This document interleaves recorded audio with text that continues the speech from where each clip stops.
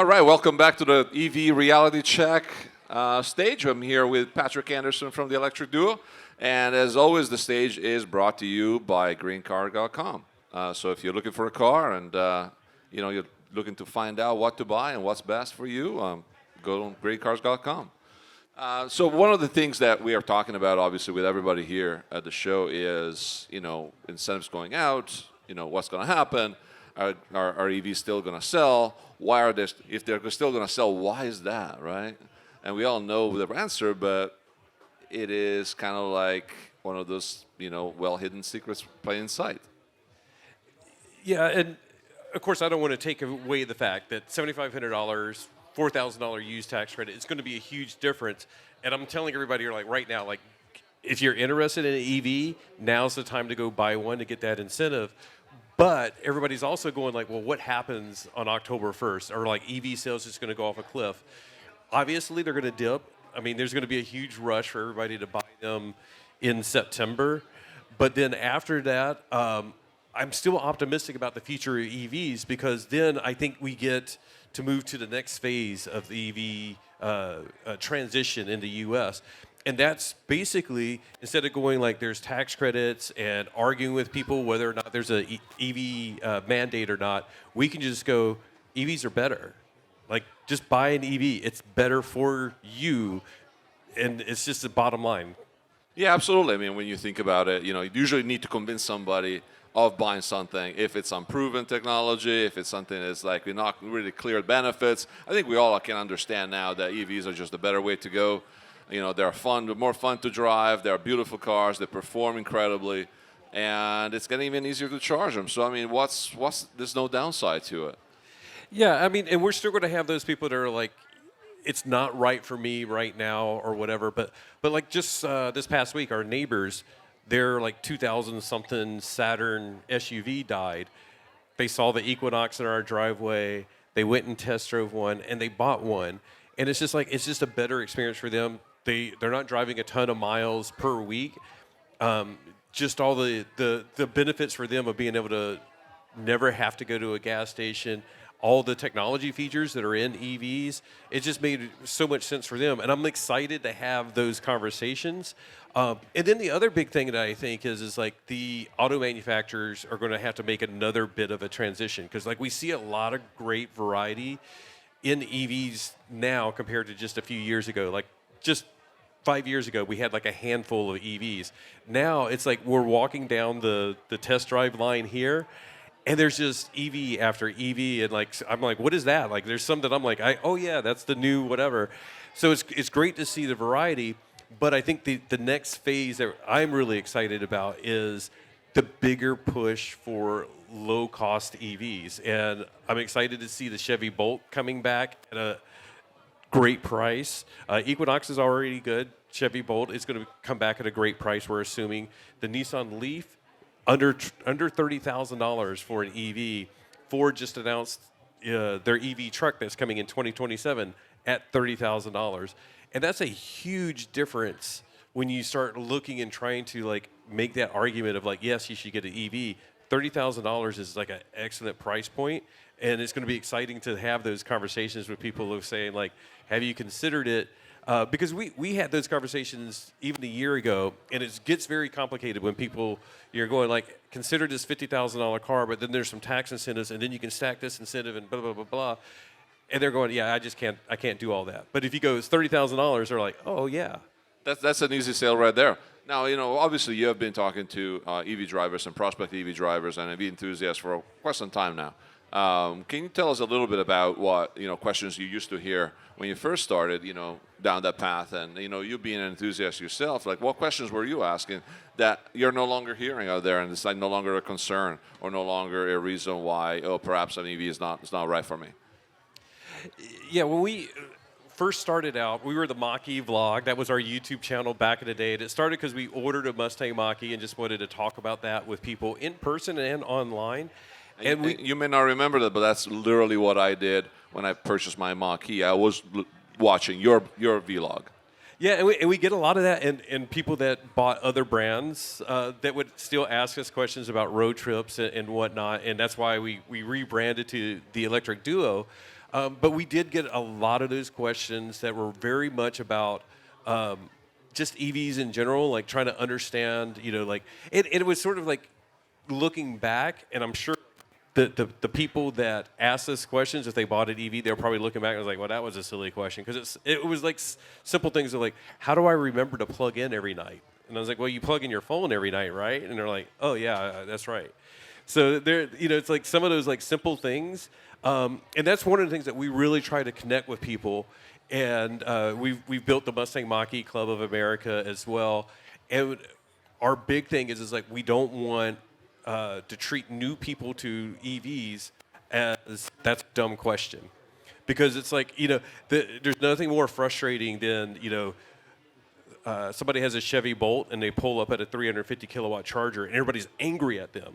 I'm like, why are you angry at them? They may not know that they could get just as fast as a charge on the charger that's next to that, but you don't need to be angry at them. Be welcoming, help them learn this transition. Absolutely, and I mean, one of the things that was truly cool to witness this weekend was the Cars and Coffee event that you guys had, hosted before the first day, and then looking at the community that was built around it, and just the overall, like, the geeky aspect of like checking out, like, maybe small conversions or like, modifications, new vehicles and whatnot, and just enjoying having that shared experience.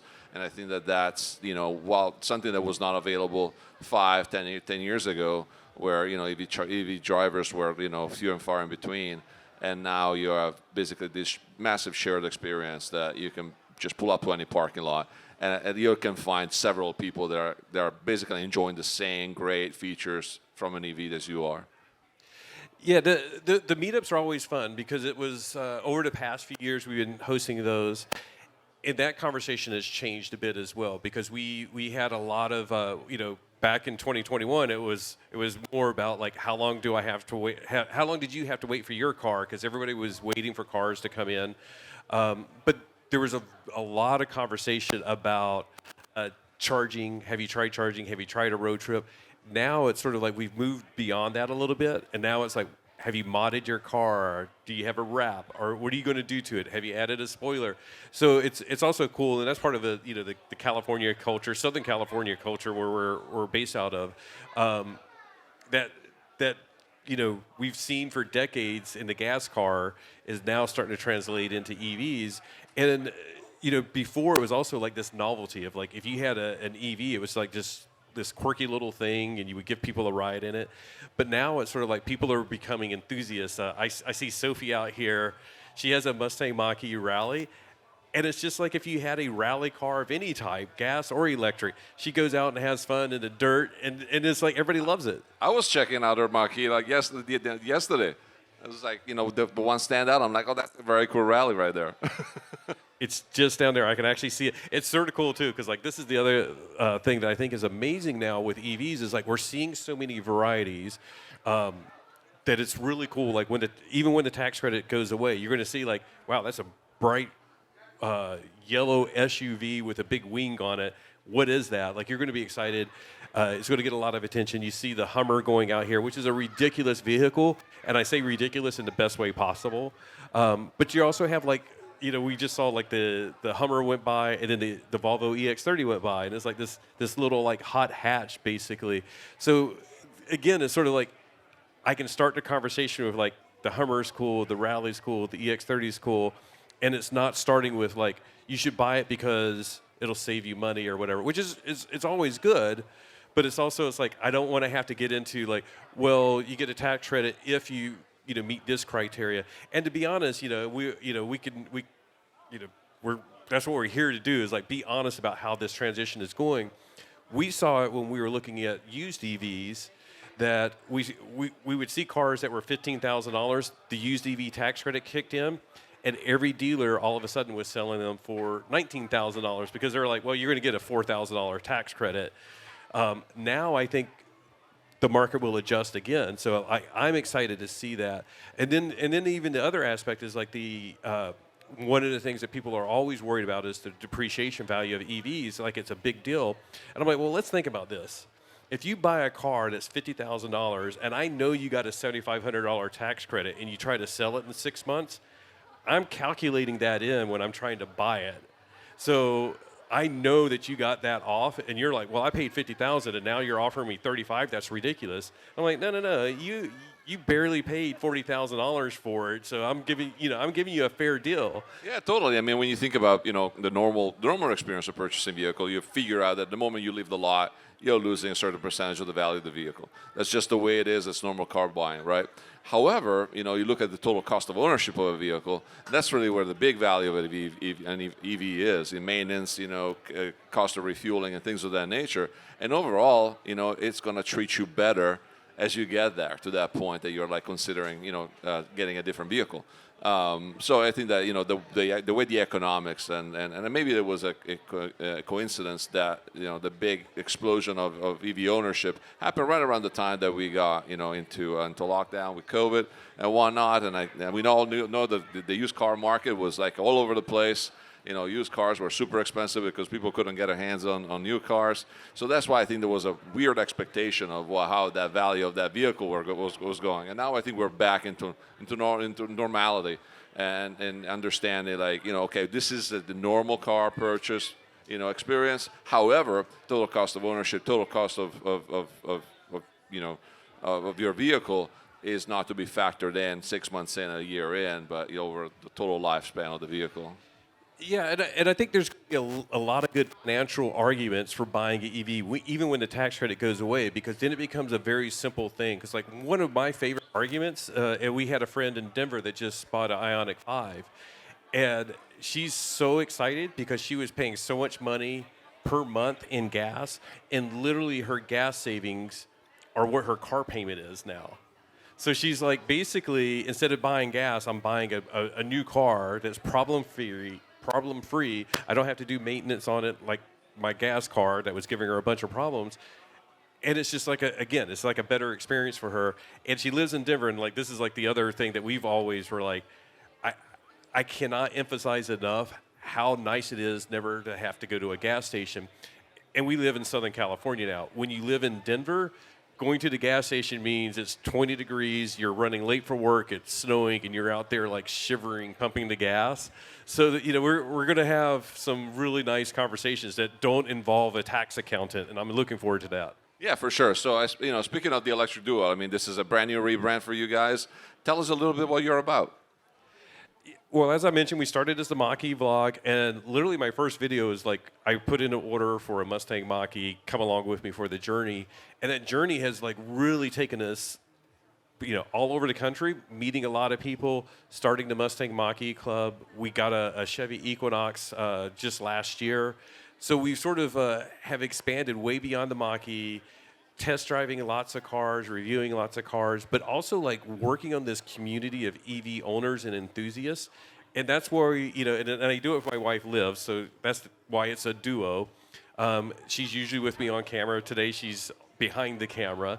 But we have a lot of fun. We do a lot of meetups. We just sort of like try to give everybody that's watching our videos, like what is it like to drive this whatever EV we're driving, which is why we try to imagine, like, if I'm a buyer looking at a Hummer EV, would this meet my needs? Would this be the car that I want? But we don't put it up against like a Volvo EX30 on the opposite end of the spectrum, but we look at that and go like, if I was looking at a Volvo EX30, how would that meet my needs? And evaluate it in those terms, and we try to be very realistic. Like when we bought our Equinox EV, we actually leased it because of the tax credits that we don't want to talk about anymore.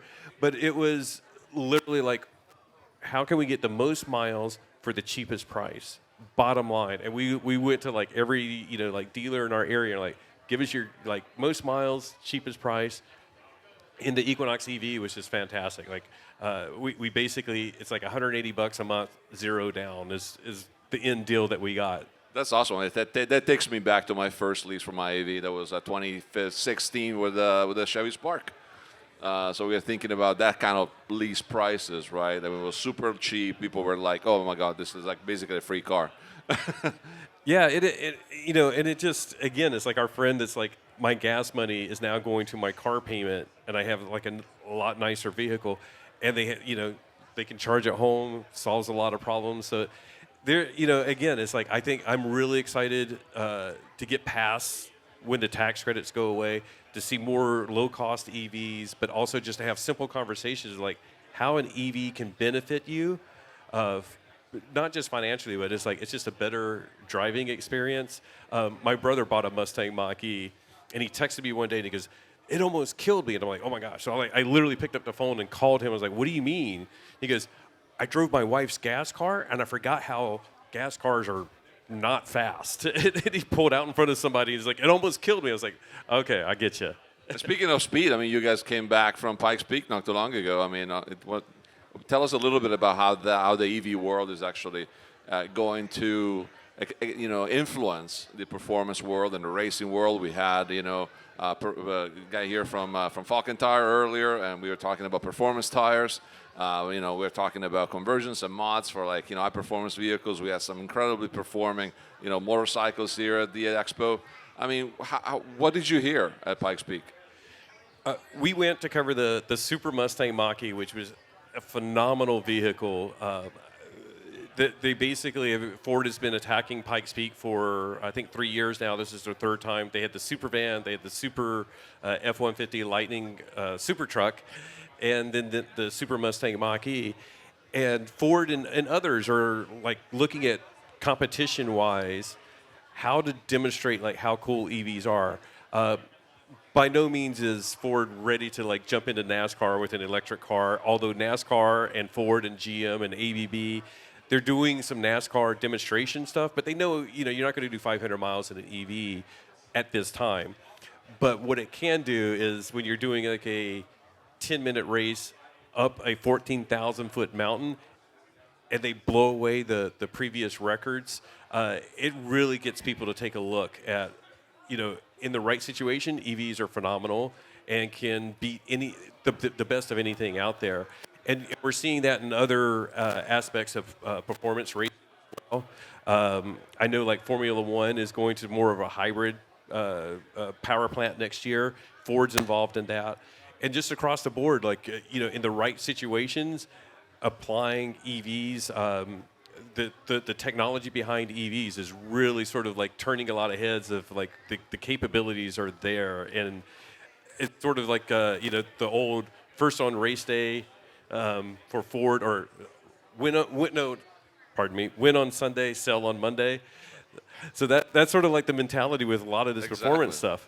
Absolutely, and then when you think about it, from 5-10 years ago to now, you're slowly but surely seeing EVs, enter new avenues, new use cases, and always showing up and being the best tool for the job. Whether it's the best car, race car, the best pickup truck, the best long haul truck, we're going to see that very, very, very soon. So overall, I mean, with that, overall horizontal approach that EVs have had about being everywhere at all price points, which is, you talked about that being a thing now with $30,000, vehicles, $25,000 vehicles hopefully coming up. The slate that we saw, coming up with everybody's very excited about. So it's no longer just a niche use case with a niche price point that is usually on the high side of things, but, everywhere, all use cases covered, all price points covered.